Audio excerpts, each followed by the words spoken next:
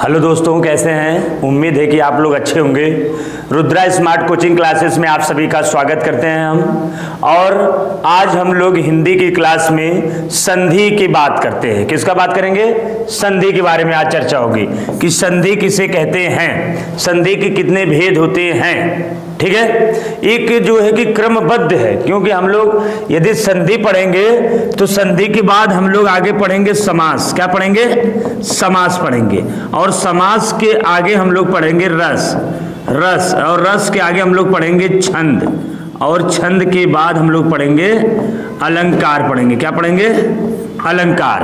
ये इसका सीक्वेंस है। और इसको हम यदि आपको स्टार्ट करेंगे यहाँ पर संधि आज, तो संधि के बाद हम लोग पढ़ेंगे समास, समास के बाद हम लोग रस पढ़ेंगे, रस के बाद हम लोग छंद पढ़ेंगे, छंद के बाद हम लोग अलंकार पढ़ेंगे।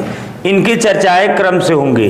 ठीक है, क्लियर? जिस प्रकार से हम लोग शब्द पढ़े तो उसमें तत्सम तद्भव देशज विदेशज संकर पढ़े क्रम से, रूढ़ यौगिक योग रूढ़ पढ़े, वाचक लक्षणा व्यंजना पढ़े, संज्ञा सर्वनाम विशेषण प्रविशेषण क्रिया पढ़े, क्रिया विशेषण संबंध बोधक समुच्चय विस्मयादि बोधक।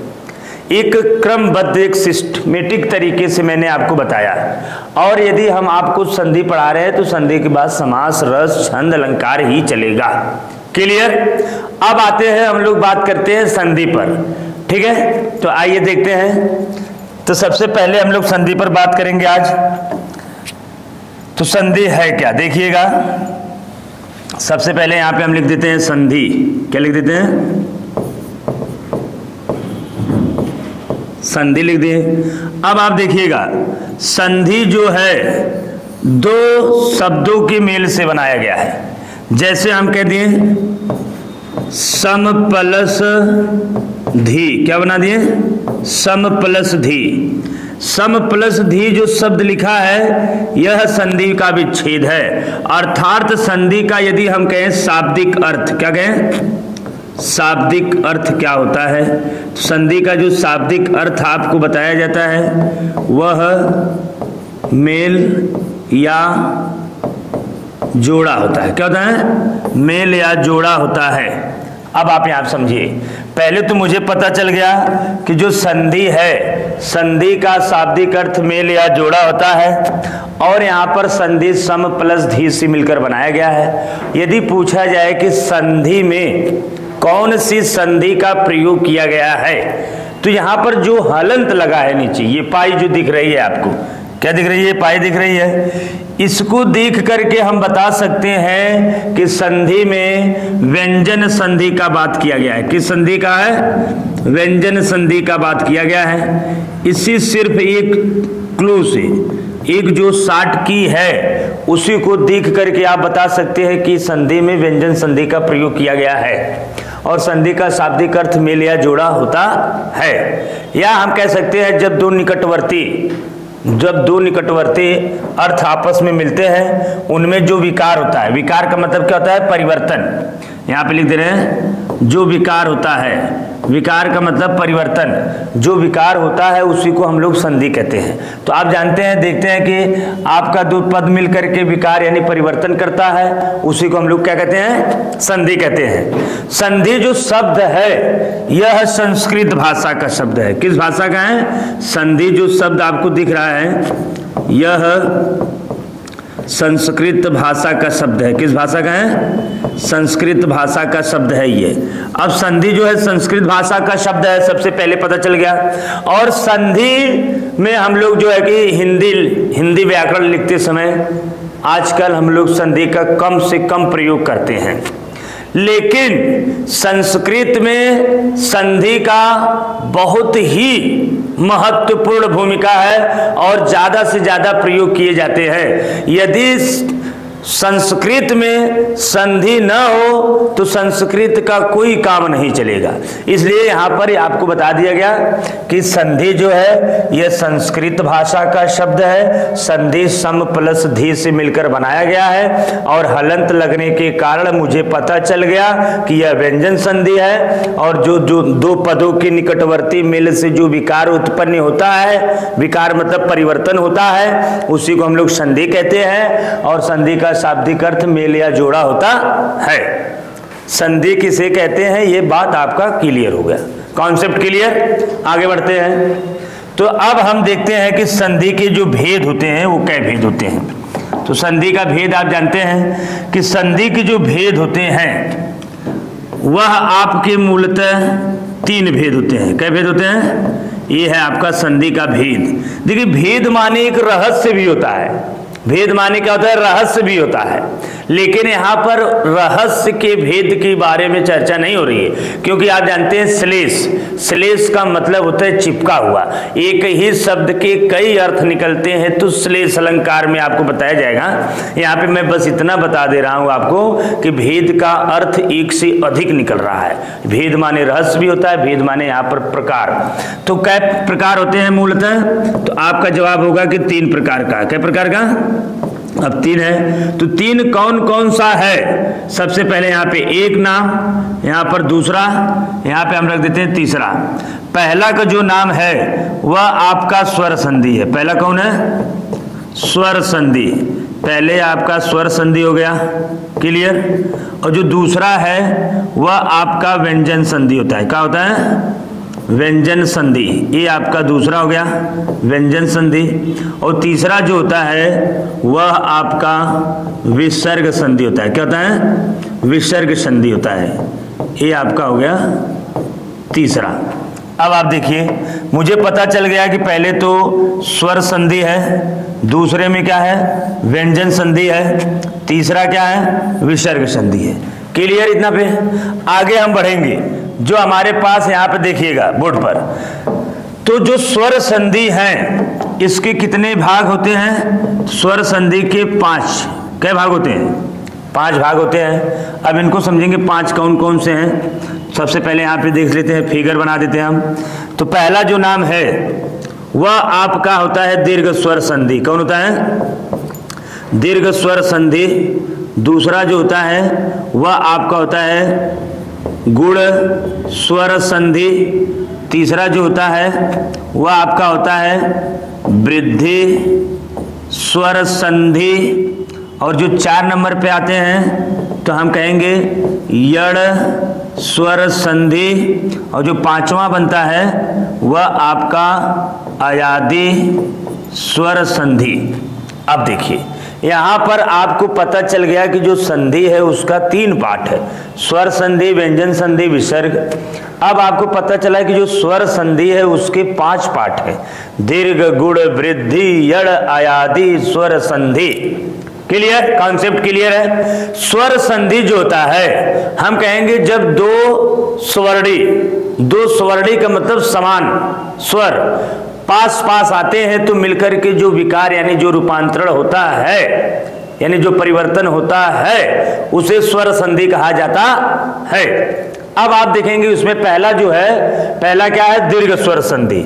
आपको एक कॉन्सेप्ट देंगे हम, उसी कॉन्सेप्ट से आप पूरे क्वेश्चन संधि के कर सकते हैं। और संधि में जो सवाल पूछे जाते हैं वह 3 प्रकार का सवाल बस पूछा जाता है, 3 से अधिक सवाल ही नहीं बनता है। जैसे मैं कह दिया, जैसे यहाँ पे एग्जाम्पल से आपको समझा दे रहे हैं। जैसे मैं यहाँ पे उदाहरण ले लिया है, एग्जाम्पल एक ले लेते हैं। अगर हम कह दिए कि बताइए रमेश, क्या शब्द ले लिए? रमेश। रमेश में कौन सी संधि है? परीक्षा में पूछेगा कौन सी संधि है, एक क्वेश्चन हो गया। या रमेश का पूछेगा कि रमेश शब्द का संधि विच्छेद क्या होगा, रमेश शब्द का संधि विच्छेद क्या होगा, यही पूछेगा। दूसरा सवाल हो गया। तीसरा पूछेगा रमा प्लस ईस बराबर कौन सा शब्द बनेगा। देख लीजिए, 3 सवाल ही बनेंगे। अगर रमा प्लस ईस दिया है तो आपको ऑप्शन में देखना है कि रमा प्लस ईस मिलकर क्या बनता है।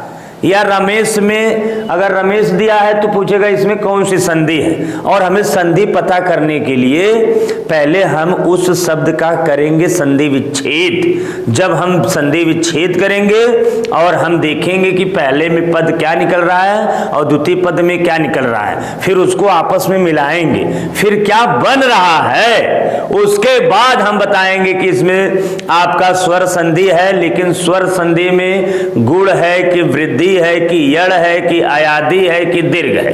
क्लियर। तो सबसे पहले यहाँ पर जितने सवाल बनते हैं 3 ही क्वेश्चन बनते हैं। आपके पास कोई शब्द दे दिया, पूछेगा संधि विच्छेद करिए, या पूछेगा इसमें संधि कौन सी होगी, या संधि विच्छेद करके दे देगा, पूछेगा कौन सा शब्द बनेगा। ये 3 सवाल है। और मैंने आपको पहले ही ऊपर बता दिया कि संधि सम प्लस धी से मिलकर बना है, और संधि में कौन सी संधि है, व्यंजन संधि है, क्योंकि नीचे यहाँ हलंत लगा है, और विकार जो होते हैं उसका शाब्दिक अर्थ मेल या जोड़ा होता है, और संधि संस्कृत भाषा का शब्द है, और संस्कृत भाषा में संधि का प्रयोग अधिक से अधिक होता है। क्लियर। आगे बढ़ते हैं।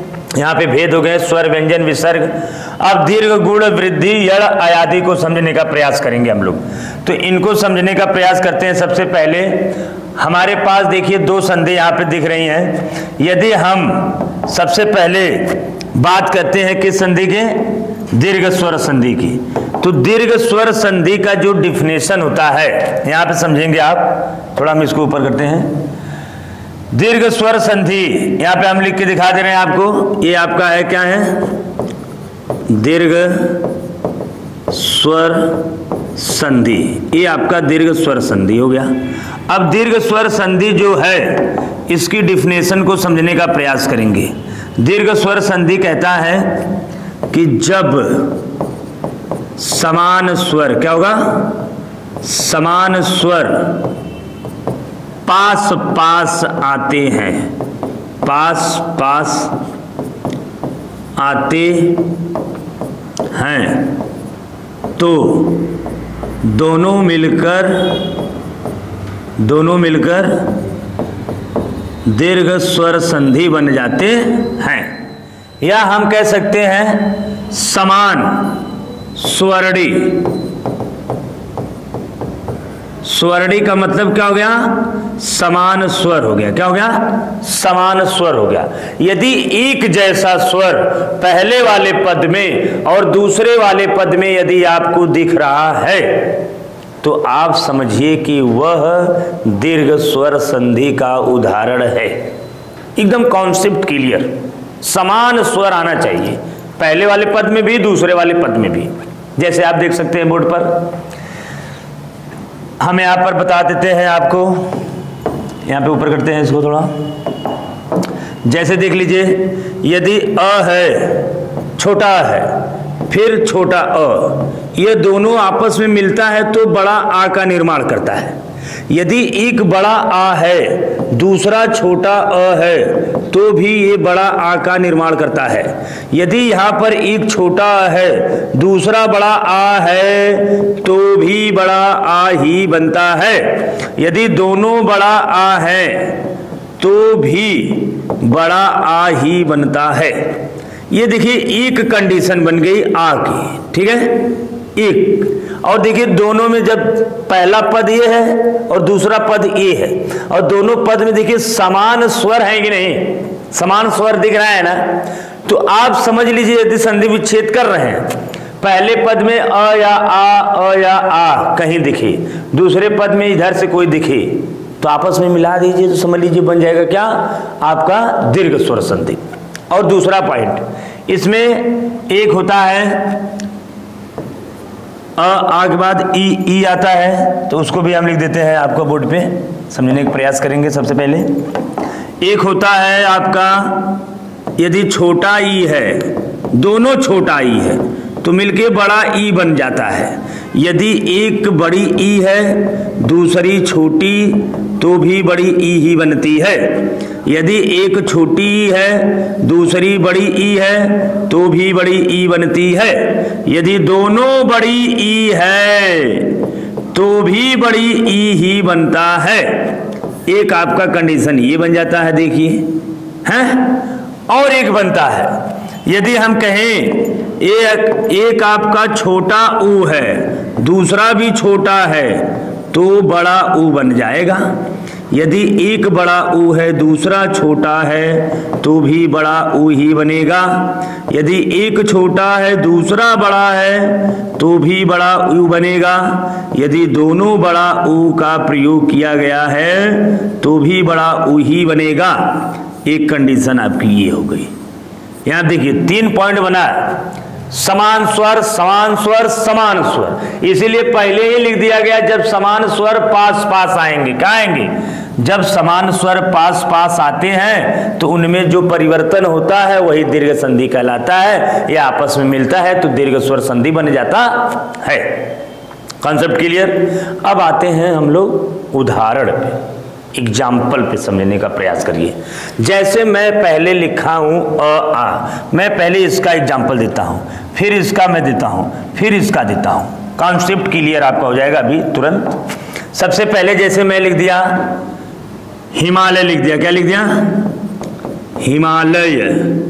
तो हिमालय शब्द का संधि विच्छेद करेंगे तो इसका संधि विच्छेद हो जाएगा हिम धन आलय। क्या हो जाएगा? हिम धन आलय। अब हिम में देखिए आगे आ रहा है छोटा अ और आलय में क्या आ रहा है? बड़ा आ। अब देखिए हम आपसे क्या कहे हैं, यदि हम कहे हैं छोटा आ जाए फिर बड़ा आ आए, यहां पे देखिए छोटा अ है और यहां बड़ा आ है, ये दोनों आपस में मिलके क्या बना है? देखिए बड़ा आ बना है, तो ये दोनों मिलकर के आपस में क्या बन जाएंगे? बड़ा आ बन जाएगा। तो बड़ा आ बन गया, इसीलिए यहां पर देखिए हिमालय में बड़ा आ का मात्रा लगाया गया है कि नहीं? ये लीजिए, देख लीजिए बोर्ड पर, एकदम कॉन्सेप्ट के लिए रखिए। हिमालय में इसीलिए यहां पर बड़ा आ का मात्रा लगाया गया है। यदि हमें संधि विच्छेद की सही जानकारी है तो किसी शब्द को यदि हम अशुद्ध लिखते हैं तो हमें पता चल जाता है कि यह शब्द अशुद्ध रूप में लिखा गया है। इसको शुद्ध, जो वर्तनी हम लोग जिसे कहते हैं वर्तनी, वर्तनी का मतलब होता है, डॉक्टर भोलानाथ तिवारी के अनुसार वर्तनी को बताया गया है। वर्तनी को हम लोग हिंदी में कहते हैं वर्ण विन्यास। वर्तनी चैप्टर चलेगा तो उस पर बताया जाएगा, अभी हम लोग सिर्फ बात करेंगे इस पर, संधि पर। तो आगे हम यहाँ पे एक एग्जांपल दिए, दूसरा उदाहरण दे करके भी हम आपको समझा रहे हैं। देखिएगा, समझने का प्रयास करिए। इस समय हमारे पास पहला पॉइंट चल रहा है जिसका नाम क्या है? दीर्घ संधि है। ये पहला नंबर का है स्वर संधि का भाग। अब दूसरा एग्जाम्पल समझिए। दूसरा उदाहरण यदि हम दे दें, जैसे हम कह दिए विद्यालय का नाम सुने हैं बहुत अच्छे से आप लोग, विद्यालय, और विद्यालय का संधि विच्छेद आप जानते भी होंगे, विद्या प्लस आलय हो गया। अब देखिए दोनों एग्जाम्पल में यहां पर भी बड़ा आ का प्रयोग किया गया है और यहां पर भी बड़ा आ का प्रयोग हुआ है, और हम बोले हैं कि यदि आपको बड़ा आ रहेगा तो भी बड़ा आ ही बनेगा। तो इन दोनों को यदि आपस में मिलाया जाएगा तो बड़ा आ ही बनेगा। इसीलिए विद्यालय में देखिए बड़ा आ का मात्रा यहाँ पे लगा है कि नहीं?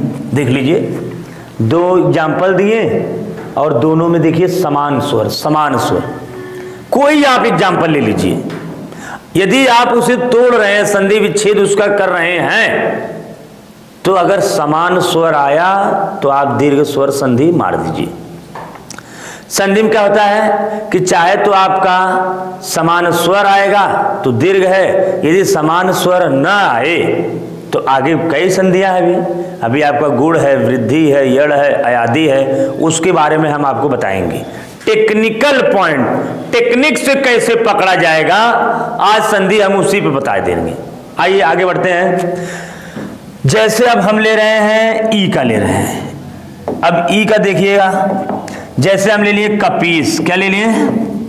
कपीस।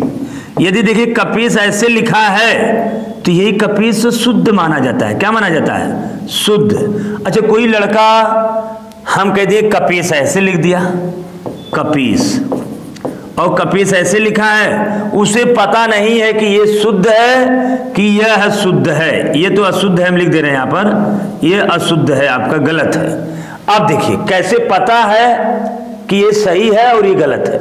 आपके दिमाग में ऐसा विचार आ रहा होगा कि कैसे पता चला कि यह सही है और यह गलत है। तो इसके लिए आप संधि विच्छेद करेंगे, आपको क्लियर हो जाएगा।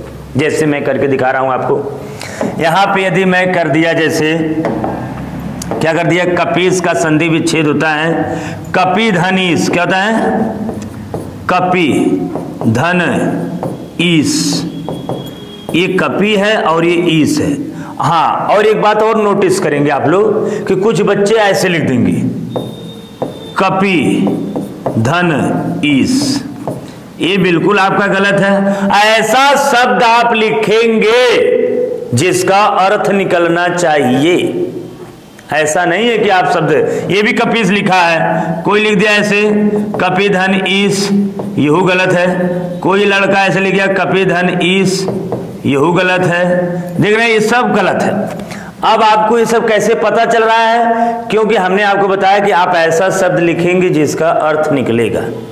ठीक, अब आप देखिए, कपि माने, जैसे हम यहाँ पे अर्थ निकालने की बात कर रहे हैं तो समझा दे रहे हैं, कपि माने बंदर होता है और इस माने भगवान ईश्वर होता है। और हमेशा इस में बड़ी ई का प्रयोग किया जाता है, छोटी ई का प्रयोग नहीं किया जाता है। और तालव्य स का प्रयोग किया जाता है, दंत स का प्रयोग नहीं किया जाता है। क्लियर? आगे हम जोड़ते हैं। अब देखिए, कपि में आपका यहाँ पर क्या निकला? छोटी ई निकला, और इसमें क्या निकला? बड़ी ई निकला है। अब इन दोनों को आपस में मिलाएंगे। देखिए, मैंने आपको क्या बताया था, यहाँ पे आप देख सकते हैं बोर्ड पर, मैंने आपको बोला यदि छोटी ई है बाद में बड़ी ई, देखिए यहाँ छोटी ई बाद में बड़ी ई, और ये दोनों मिलकर बड़ी ई बन गया है कि नहीं? तो यहाँ पर दोनों मिलकर आपस में क्या बन जाएगा? बड़ी ई का मात्रा ये बन गया। अब देखिए, बड़ी ई का मात्रा इसमें लगाया गया है, इस कपीस में देख लीजिए, छोटी ई का मात्रा यहां पर लगा है कि नहीं? इसीलिए हमने कहा कि संधि विच्छेद करेंगे तो आपको पता चल जाएगा कि यह अशुद्ध है। बड़ी ई का मात्रा का प्रयोग होना चाहिए, और यहां पर देखिए बड़ी ई की मात्रा का प्रयोग किया गया है। ये देखिए, बड़ी ई की मात्रा का प्रयोग किया गया है कि नहीं? इसीलिए मैं पकड़ लिया कि कपीस ये शुद्ध है, यह अशुद्ध है। और कपीस में देखिए समान स्वर आए हैं, इसलिए ये दीर्घ स्वर संधि है। क्लियर? आपका अ वाला हो गया है 2 एग्जाम्पल, ई वाला का एग्जाम्पल मैं और दे रहा हूं आपको। अभी एग्जाम्पल हम सॉल्व करा देंगे। तो यहां पर देखते हैं, आगे बढ़ाते हैं इसको हम। जैसे मैं दूसरा एग्जाम्पल दे लिया, मैंने कहा रमेश में अगर जैसे रमेश है तो रमाधनी इस ऊपर लिखा हुआ था, उसमें देखिए समान स्वर नहीं आया था। आपको दिखा दे, आपको दिखा दे रहे हैं, 1 सेकेंड यहां पे देखिएगा। अभी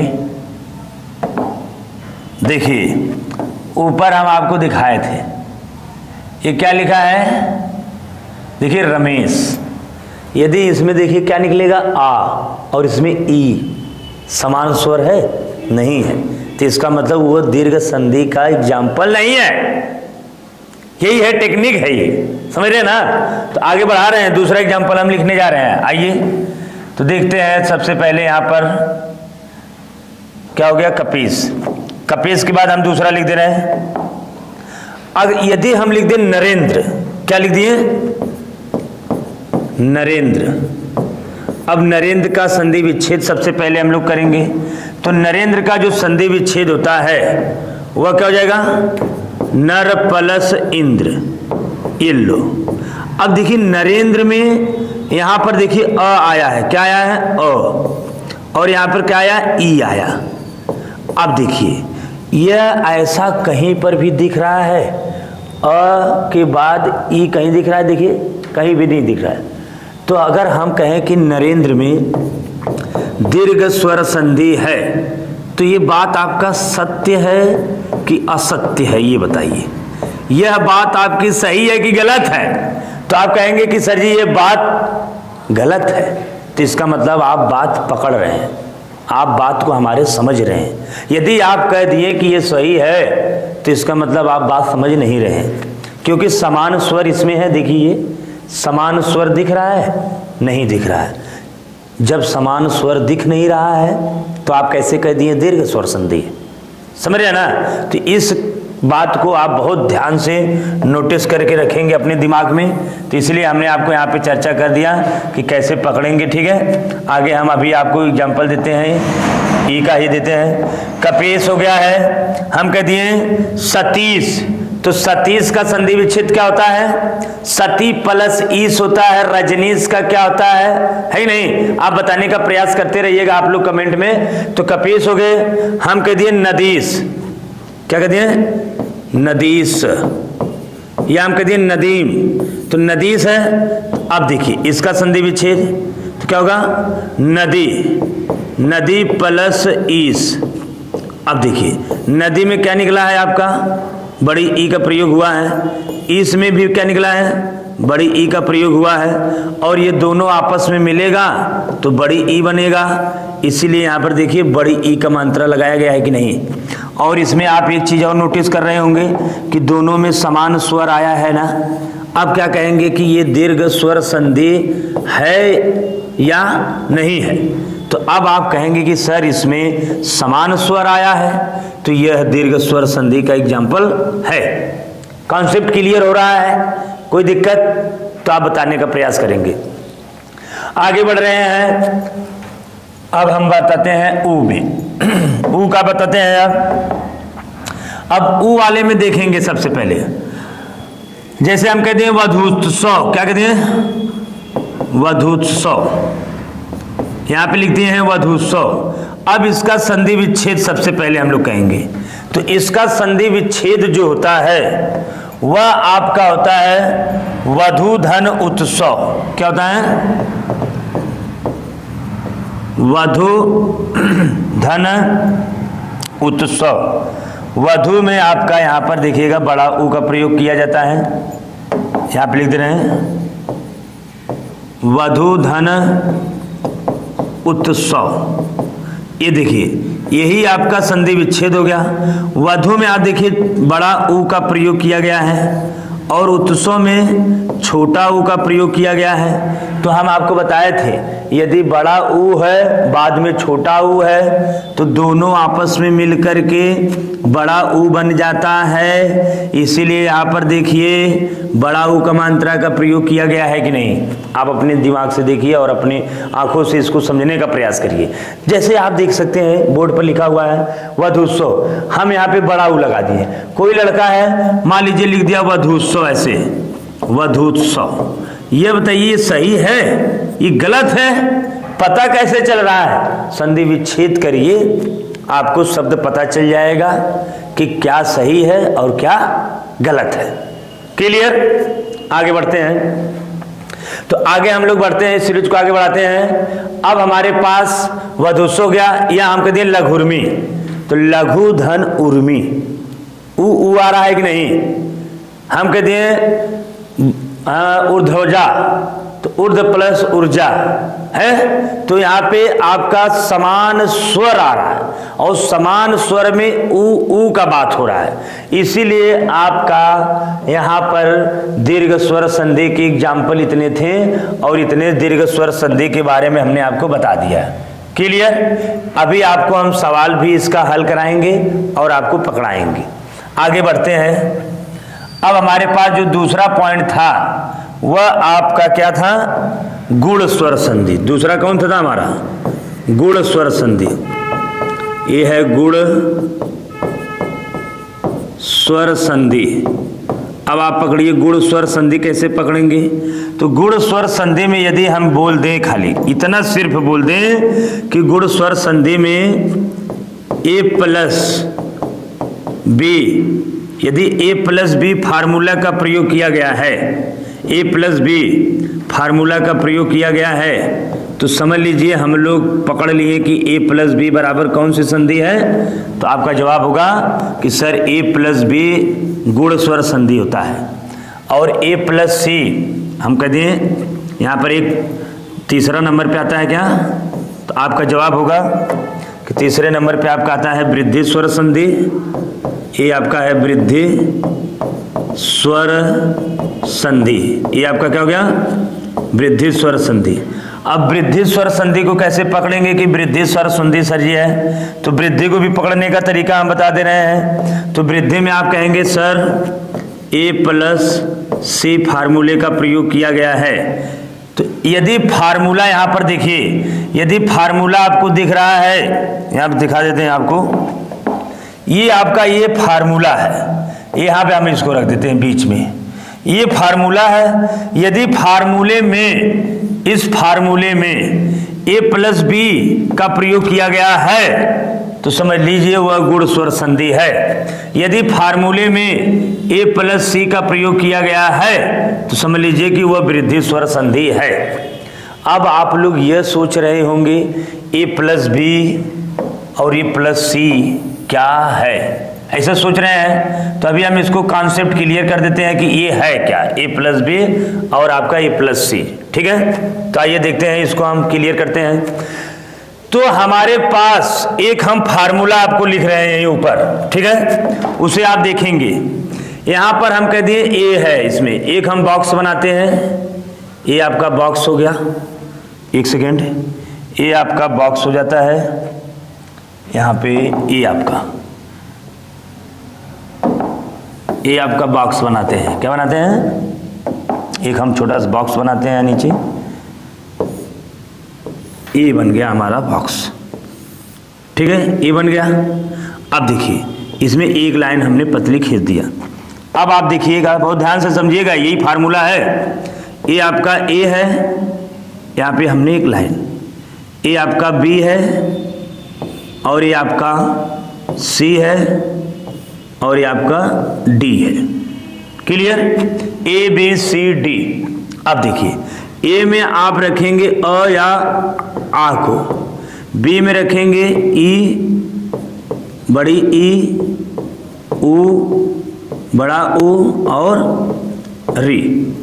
इसमें रखेंगे आप ए, ऐ, ओ, औ। इसमें ए प्लस भिन्न स्वर, ये आपका फार्मूला है। यही आपका क्या है, ये फार्मूला है। अब इसे समझिए कैसे हम इसको लागू कर रहे हैं और कैसे हम इसको बताने का प्रयास कर रहे हैं। देखिए आप लोगों ने पढ़ा होगा, आप लोगों ने पढ़ा होगा कि यदि अ या आ के बाद ई या ई हो तो दोनों मिलकर ए बन जाते हैं, अ या आ के बाद उ या उ हो तो ओ बन जाते हैं। ये सब पढ़े हैं, आप जानते हैं, हम भी जानते हैं, आपको भी बताने का प्रयास कर रहे हैं। हम आपको ये चाहते हैं कि कम से कम समय में आप कैसे पकड़ सकते हैं संधि को, टेक्निक बताने का प्रयास कर रहे हैं हम आज। तो उसको पकड़िए आप कैसे। तो यहां पर देखिएगा, जैसे मैंने कहा गुण संधि है, तो गुण संधि में क्या लगेगा, ए प्लस बी। यहां देखिए ए प्लस बी लिखा हुआ है, यानी कि अ या आ के बाद ई या ई, उ या री आएगा आपका। इसके अलावा कोई भी वर्ड दूसरे वाले पद में आ ही नहीं सकता है। समझ रहे नहीं? जैसे मैं आपको एग्जांपल देके दिखा रहा हूं, एग्जांपल से समझिए तो ज्यादा समझ में आएगा आपको। जैसे मैं आपको यहां पे एग्जांपल दे रहा हूं, उदाहरण में समझने का प्रयास करेंगे। एग्जाम्पल हम लिख रहे हैं, जैसे वहीं पे लिखा गया था रमेश, क्या लिखा गया था, रमेश। लीजिए रमेश लिख दिया हम। अब रमेश शब्द का संधि विच्छेद करेंगे सबसे पहले। तो रमा धन ईस होता है, क्या होता है, रमा धन ईस। अब आप देखिए बोर्ड पे देखिए बहुत ध्यान से, रमा धन ईस, संधि विच्छेद हमने कर दिया। इसके पहले मैंने ऊपर किया था, अभी हम आपको दिखा दिए रमेश। अब रमेश, रमा में क्या बाहर निकल रहा है, बड़ा आ निकल रहा है, रमा, रमा है ना, तो ये आ निकल रहा है यहाँ पर। और ईस में देखिए क्या निकल रहा है, आपकी बड़ी ई निकल रही है, यहाँ पे निकल रहा है कि नहीं, तो यहाँ पर हम बड़ी ई लिख दिए।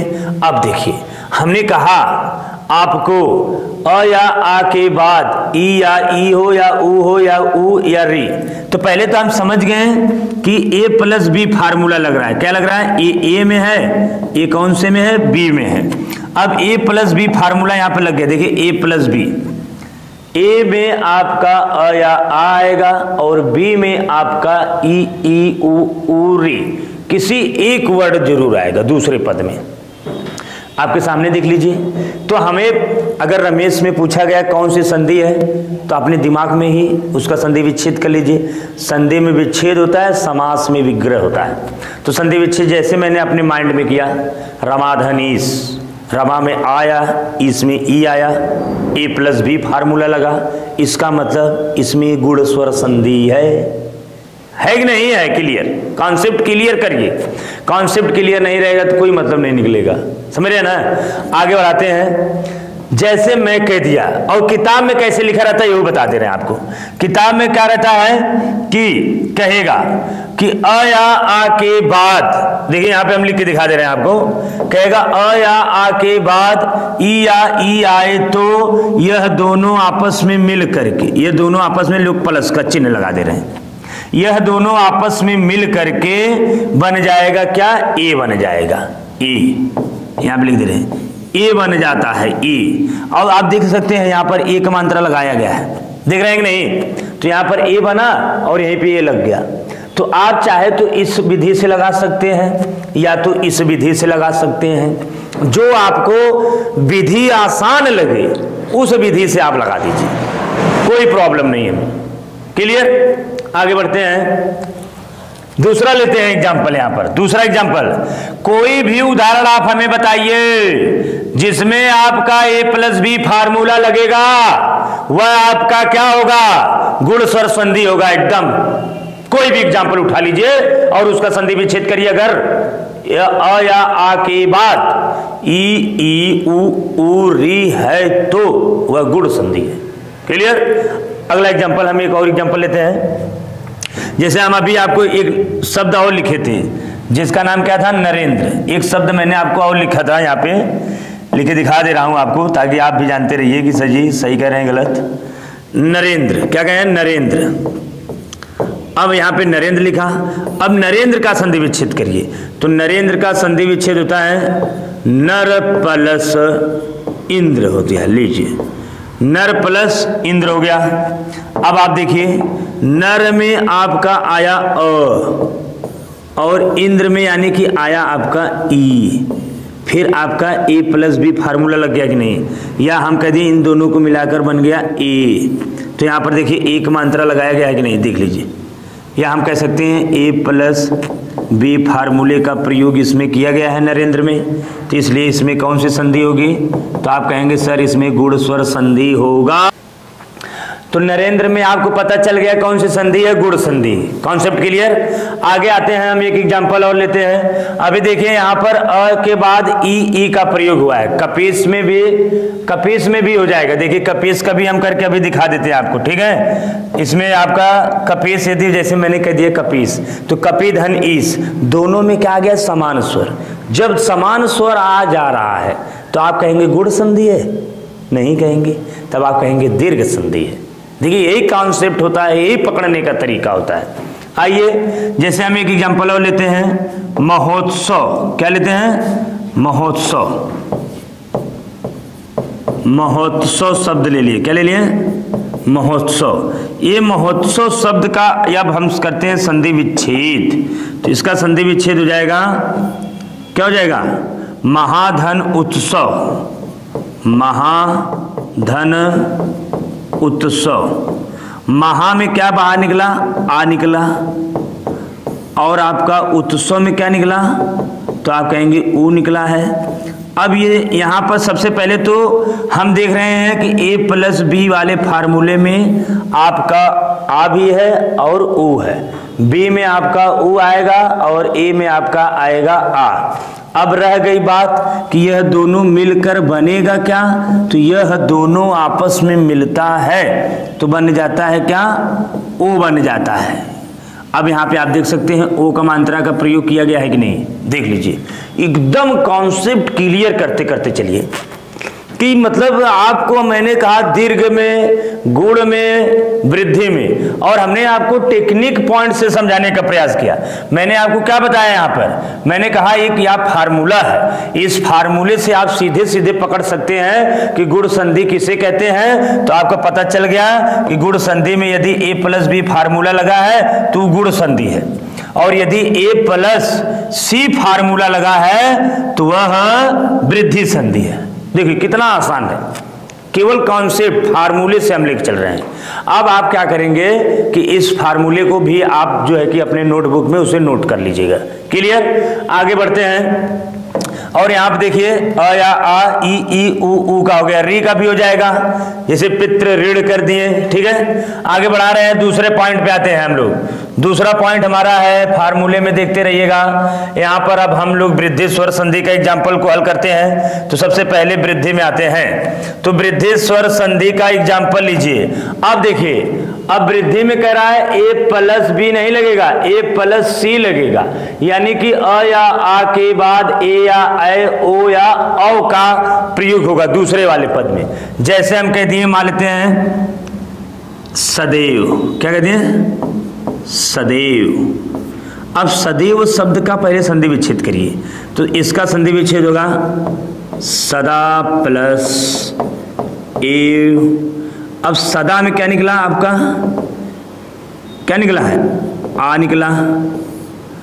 अब आपका ए में क्या निकला, ए निकला।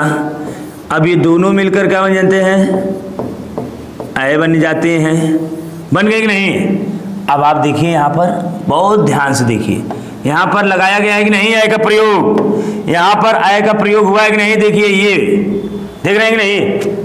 तो आपका क्या करना है, आपको कुछ नहीं करना है, बस आप संधि विच्छेद करिए। देखिए बन रहा है, और इसमें ए प्लस बी फार्मूला अब लग रहा है नहीं, अब ए प्लस सी फार्मूला लग रहा है। देख लीजिए, अ या आ ए में आ रहा है, फिर ई ऊ री जब आएगा तो आप कहेंगे कि तभी वह होगा गुण। अब आपका आ गया क्या, ए आ गया, आ गया कि नहीं। तो जब यहाँ पे अ आ रहा है, या हम कहते हैं अ या के बाद ए आए, ऐ आए, ओ आए, औ आए, तो यह दोनों आपस में मिलता है तो क्या बनता है, वृद्धि स्वर संधि बनती है। क्लियर। जैसे दूसरा एग्जांपल हम लिख के दिखा दे रहे हैं आपको, दूसरा भी यहाँ पे बता दे रहे हैं। दूसरा भी देखिएगा, दूसरा जैसे मैं कह दिया इकैक, क्या कह दिया इकैक। अब इकैक शब्द का संधि विच्छेद करिए, तो इसका संधि विच्छेद हो जाएगा एक धन एक। अब एक में क्या निकला है, यहां पर देखिए अ निकला, और एक में क्या निकला, ए निकला। फिर ये दोनों आपस में मिलकर क्या बनेगा, ए बनेगा। और यहां पर आप देख सकते हैं बोर्ड पर, फिर आप देखिए फिर क्या है, यहां पर ए का मात्रा का प्रयोग किया गया है कि नहीं, ये लीजिए यहां देखिए लगा है कि नहीं लगा है। और यहां पर ए प्लस सी फार्मूले का भी प्रयोग हुआ है कि नहीं हुआ है, देख लीजिए इसको। यदि हम इसको आपको दिखाने का प्रयास कर रहे हैं तो देखिएगा, थोड़ा सा छोटा करते हैं इसको, यहां देखिए। अब आप समझने का प्रयास करेंगे। देखिए यहां पर ए प्लस सी लगा है, और यहां पर ए प्लस बी लगा है, और यहां पर देखिए अ या के बाद जब ई ऊ री आए तो ए प्लस बी लगेगा, तब वो हो जाएगा आपका कौन सा संधि, तब आप कहेंगे कि सर वो मेरा होगा आपका गुण संधि। अब आप यहां देख रहे हैं कि अ या आ के बाद ए ऐ ओ औ मिल रहा है, तो यह आपका बन रहा है ए प्लस सी। तो फार्मूले के हिसाब से वह वृद्धि स्वर संधि हो गया कि नहीं हो गया। Clear concept. यदि आप देख सकते हैं किताब में लिखा रहेगा अ या आ के बाद ऐ या ऐ हो तो दोनों मिलकर के ऐ बन जाते हैं, ये लिखा है किताब में। मैं आपको उस लाइन से मुक्त करना चाहते हैं, आप सिर्फ इतना याद रखिए, ए प्लस बी फार्मूले का प्रयोग गुण स्वर संधि में होता है, और ए प्लस सी फार्मूले का प्रयोग वृद्धि स्वर संधि में होता है। बात खत्म। यहाँ पे दो एग्जाम्पल देख लिए, यहाँ पर देख लिए हम मतैक लिख दिए, तो मतैक का संधि विच्छेद करिए, उसमें भी आपको वृद्धि स्वर संधि मिलेगा। ठीक है, तो अब आपका इतना कॉन्सेप्ट क्लियर हुआ कि ए प्लस बी फार्मूले का प्रयोग किस में हो रहा है, तो आप कहेंगे गुण संधि में। ए प्लस सी फार्मूले का प्रयोग किस में हो रहा है, आप कहेंगे वृद्धि स्वर संधि में। और समान स्वर किस में आ रहा है, तो आप कहेंगे दीर्घ स्वर संधि में। तीनों बात क्लियर है। आगे हम बढ़ाते हैं, जिसका नंबर 4 पे आते हैं। तो 4 नंबर क्या कह रहा है, ये समझने का प्रयास करेंगे। ये देखिए पूरी बात हम आपको समझाए हैं यहाँ पर। अब 4 नंबर पे आते हैं, तो 4 नंबर कहता है क्या, यड़ स्वर संधि। क्या है, यड़ स्वर संधि। अब यड़ स्वर संधि समझने का प्रयास करेंगे।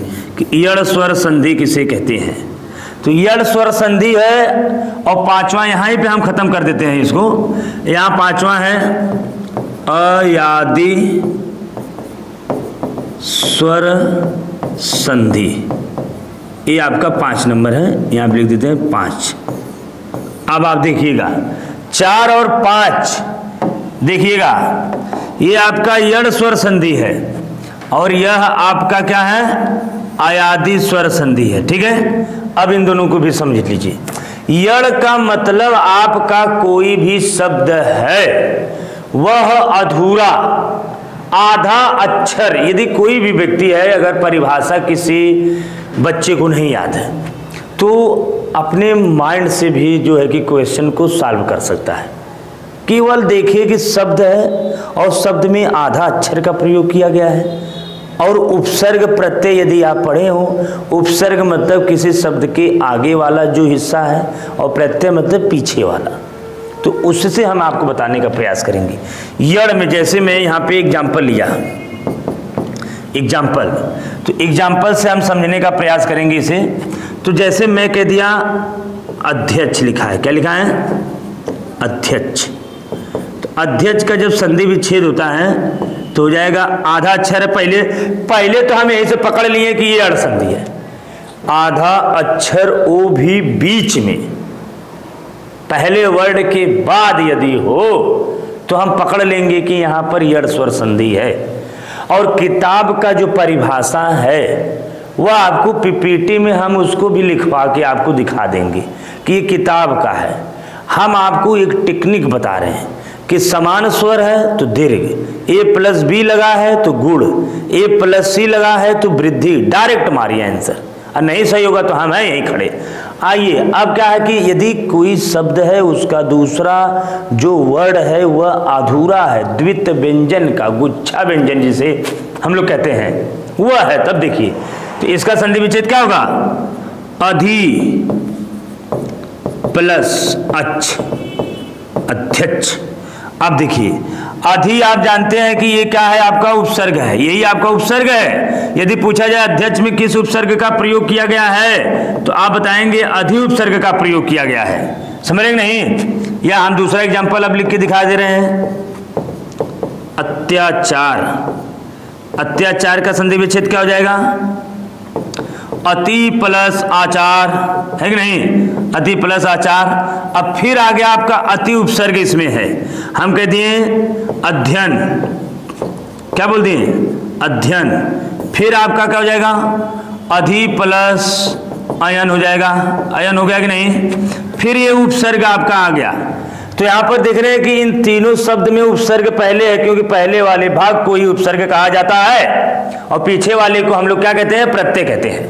कॉन्सेप्ट क्लियर है? तो हम यहां पर कह सकते हैं कि किसी शब्द का दूसरा वर्ड यदि द्वित व्यंजन है तो वह आपका यड़ स्वर संधि है। अब आते हैं अयादि स्वर संधि पर। तो अयादि स्वर संधि में आप देखते हैं, जैसे हम आपको यहां पर अय, आय, अव, आव यानी य, र, ल, व का क्रमशः परिवर्तन, यह होगा, आव होगा, अय है, आय है। ये जो तमाम प्रकार की बातें हैं, इन बातों में मैं आपको उलझाने का प्रयास नहीं कर रहा हूं, मैं सिर्फ मोटो बता रहा हूं कि कैसे आप सवाल को सेलेक्ट करेंगे।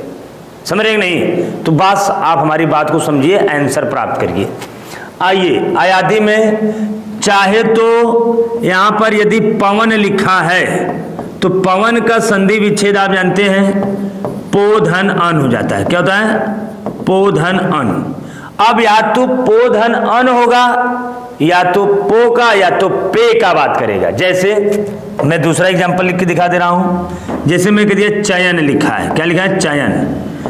चयन का क्या हो जाएगा, चे धन अन, चे धन अन हो गया संधि विच्छेद इसका। ई पवन हो गया, ई चयन हो गया। हम कहते हैं शयन लिखा है, क्या लिखा है, शयन। तो शयन का संधि विच्छेद क्या हो जाएगा, से धन अन हो गया कि नहीं, शयन हो गया। अब आप एक चीज नोटिस कर रहे होंगे कि यहां पर वही पो और पे का बात कर रहा है। क्या कर रहा है, पो और पे का बात कर रहा है। ठीक है, आते हैं आगे, हम बढ़ाते हैं इसको और इस सीरीज को आगे बढ़ा रहे हैं। देखिए आगे, जैसे मैं कह दिया भवन लिखा है, क्या लिखा है भवन, तो भवन का संधि विच्छेद क्या हो जाएगा भो धन अन। देख रहे हैं कि नहीं? आप एक चीज नोटिस कर रहे होंगे, चाहे तो पो का मात्रा है चे से भो, तो हम कह सकते हैं ना, चाहे तो आपका ओ का मात्रा आ रहा है या तो आपका ए का मात्रा आ रहा है कि नहीं है? ये पकड़ने की टेक्निक है, और इस टेक्निक से यदि आप पकड़ सकते हैं तो आपका आंसर कम से कम समय में आपको मिल जाएगा। क्लियर? जैसे मैं कह दिया नायक है, क्या है नायक, गायक है, क्या है गायक है, सायक है, तो नायक है तो नय धन आयक, क्या हो जाएगा नय धन आयक, गायक है तो गय धन आयक, विधायक है तो विधेय धन आयक। ठीक है, श्रवण है तो श्रोधन अन, श्रवण का क्या हो जाता है श्रोधन अन हो जाता है, या श्रीधन अन भी होता है। क्लियर हुआ? तो यहां पर जितने एग्जाम्पल हम आपको लिखे, आप एक चीज नोटिस करिए कि हम आपको बताएं, यहां पे ऊपर से एकदम दिखाते हैं आपको कि मैंने आपको बताया, क्या बताया कि संधि जो है, सबसे पहले मैंने आपको क्या बताया संधि, यहां पे देखिएगा संधि जो है कि संस्कृत के भाषा शब्द से लिया गया है, और दूसरी बात हम आपको बता दिए हैं, यहाँ आप देखिए कि पूरी बात अभी हम आपको दिखा देते हैं, इसको छोटा करके हैं। आइए देखते हैं, छोटी बात है। यहाँ सबसे पहले हम आपको दिखा दे रहे हैं कि संधि, देखिए सम प्लस धी शब्द से मिलकर बनाया गया संधि, और संधि का शाब्दिक जो अर्थ है मेल या जोड़ा होता है। फिर मैंने कहा संधि सम प्लस धी शब्द से मिलकर बना है, अर्थात संधि में व्यंजन संधि है। संधि संस्कृत भाषा का शब्द है। संधि के भेद तीन होते हैं मूलतः, स्वर संधि, व्यंजन संधि, विसर्ग संधि। स्वर संधि के 5 भेद होते हैं। कौन कौन सा? तो दीर्घ स्वर संधि, गुण स्वर संधि, वृद्धि स्वर संधि, यड़ स्वर संधि, अयादि स्वर संधि। फिर उसके बाद में मैंने आपको बता दिया कि स्वर संधि में जो दीर्घ स्वर संधि है उसे कैसे पहचाना जाएगा। तो दीर्घ स्वर संधि वही संधि को कहा जाता है जब किसी वाक्य या किसी पद में समान स्वर पास पास होने पर जो परिवर्तन या मेल होता है उसे दीर्घ स्वर संधि कहा जाता है। और हम आपसे बताने का प्रयास किए कि यदि आपके पास समान स्वर दिखता है तो वह दीर्घ स्वर संधि कहलाता है, और आपको मैंने एग्जाम्पल दे करके बता दिया। आगे मैंने आपको बताया कि यहाँ पर एक अ या आ, ई या ई, उ या उ मिलता है। यहाँ पे एग्जाम्पल कई आपके दिख रहे होंगे। फिर मैं आगे बढ़ाया आपको, तो आगे बढ़ाते हुए मैंने कहा कि एक फार्मूला मैंने कहा कि गुण स्वर संधि का होगा तो ए प्लस बी फार्मूले का प्रयोग किया जाएगा, और वृद्धि स्वर संधि का होगा तो ए प्लस सी फार्मूले का प्रयोग किया जाएगा। और आपके सामने मैंने ए प्लस बी फार्मूले का भी प्रयोग किया है और ए प्लस सी फार्मूले का भी प्रयोग किया है। ये आप बोर्ड पर देख सकते हैं। आपके पास जितने एग्जाम्पल है उसको आप बताइए, मैं उसको सॉल्व करा दे रहा हूं। या मैं जब स्वर संधि, जो संधि में 2 बचा है, एक व्यंजन स्वर संधि बचा है और एक विसर्ग स्वर संधि बचा है, और इन दोनों को बताने के बाद आपको पीपीटी के माध्यम से क्वेश्चन सॉल्व कराया जाएगा। तब हम आपको बताएंगे कि ये प्लस बी लग रहा है कि ये प्लस सी लग रहा है, कि समान स्वर है कि द्वितीय वर्ड जो है कि द्वित व्यंजन का प्रयोग किया गया है, कि पो और पे का बात किया गया है, कि हलंत का बात किया गया है, कि विसर्ग चिन्ह का बात किया गया है। क्लियर? आगे बढ़ते हैं। तो यहाँ पे हम लोग अभी आगे बढ़ते कदम में फिर मैंने कहा ये यड़ है और ये अयादी है। Clear concept? तो आज हम लोग स्वर संधि का जो भाग था, यानी 5 भाग, ये आप देख सकते हैं। स्वर संधि के क्या भाग थे? 5। ये देखिए 5 भाग का नाम है, ये है 5। मैंने इन 5 पॉइंट को क्लियर कर दिया आज, ठीक है। हमारे पास 2 पॉइंट बचता है। दोनों पॉइंट का नाम क्या है? एक का नाम है व्यंजन और एक है विसर्ग। इन दोनों को नेक्स्ट क्लास में मैं आपको एक्सप्लेन कर दूंगा, ठीक है। और हमारे चैनल को आप लोग सब्सक्राइब करते रहिए, वीडियो को शेयर एंड लाइक करते रहिएगा। आज के लिए इतना ही है। Thank you.